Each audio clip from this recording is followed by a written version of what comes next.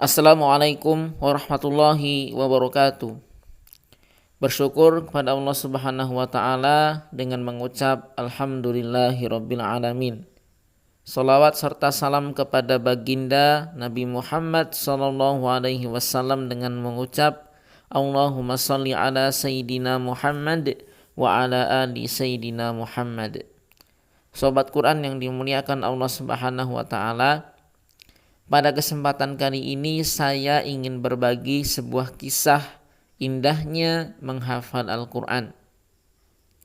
Betapa mulianya orang-orang yang mampu mempelajari, menghafal, serta mengamalkan kitab suci umat Islam seperti yang telah disabdakan oleh Rasulullah SAW yang menerima Al-Quran sebagai wahyu, bahwa sebaik-baik manusia adalah yang mempelajari Al-Quran dan mengajarkannya. Khairukum man ta'allamal Quran wa 'allamahu. Hadis riwayat Al-Bukhari. Sudah semestinya kita sebagai umat muslim turut mengamalkan hal yang sangat dianjurkan oleh teladan kita. Tak mudah bagi kita untuk mempelajari dan menghafal Al-Quran yang terdiri dari 30 juz, 114 surat. Tapi bukan berarti hal itu merupakan satu ketidakmungkinan untuk diamalkan. Tak sedikit orang-orang yang hidup di zaman ini mampu mempelajari dan menghafal Al-Quran dengan baik. Tak hanya para pemuda, bahkan orang tua yang telah lanjut usia dan balita pun mereka mampu mempelajari dan menghafal jika memiliki tekad dan kemauan yang kuat dalam dirinya. Terbukti, mempelajari dan menghafal Al-Quran bukanlah satu hal yang mustahil. Imam Yoga, seorang lelaki berusia 29 tahun, merupakan salah satu orang yang memiliki tekad dan kemauan untuk mempelajari serta menghafalkan Al-Quran. Kesibukannya sebagai seorang aktivis dakwah, seorang suami yang harus mencari nafkah, dan sebagai seorang ayah tidak membuatnya merasa kesulitan untuk menghafalkan Al-Quran di usianya yang semakin matang. Dengan mempelajari Al-Quran, hidup akan jadi lebih mudah dan terarah, karena Al-Quran merupakan petunjuk bagi seluruh umat manusia di dunia.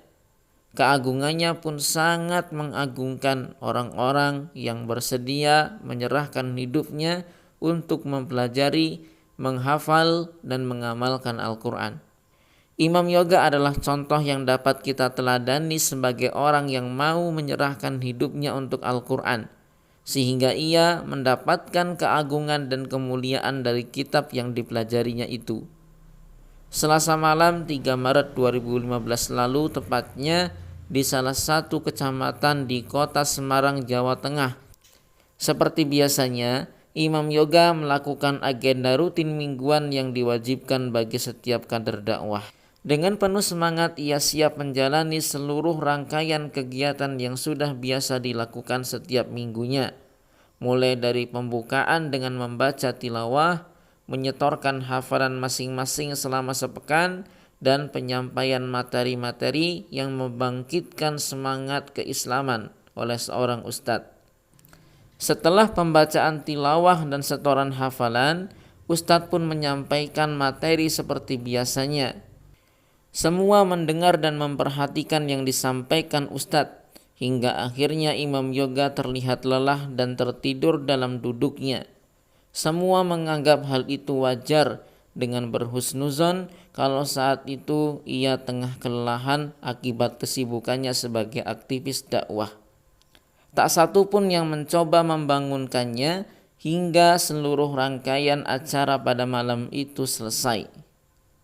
Salah satu temannya kemudian mencoba membangunkannya karena kegiatan malam itu sudah berakhir, agar ia segera pulang untuk beristirahat di rumah. Saat itulah semua orang yang hadir tersentak melihat tubuh yang tertidur itu terkulai lemah, tak sadarkan diri.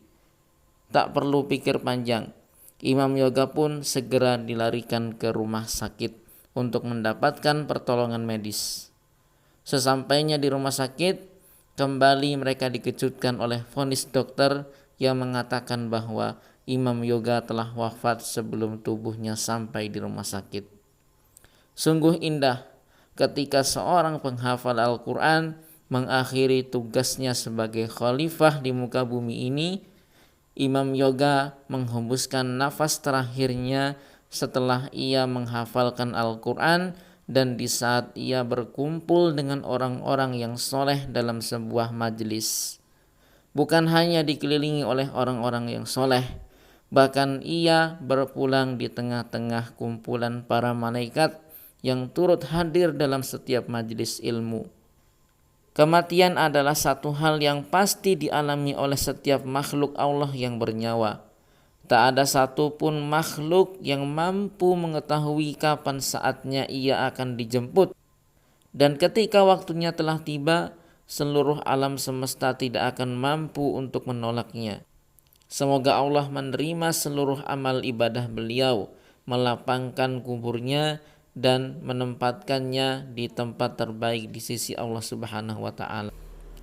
Melalui kisah ini kita dapat memetik pelajaran yang sangat berharga bahwa Al-Quran adalah kitab suci yang harus kita pelajari dan kita amalkan sepanjang hidup kita. Mudah-mudahan kita semuanya diberikan hidayah oleh Allah Subhanahu wa Ta'ala sehingga kita termasuk ke dalam hamba-hambanya yang berada dalam hidayahnya dan termasuk orang-orang yang mempelajari dan mengamalkan Al-Quran. Kita bertemu lagi di video berikutnya, mudah-mudahan ada manfaatnya. Assalamualaikum warahmatullahi wabarakatuh.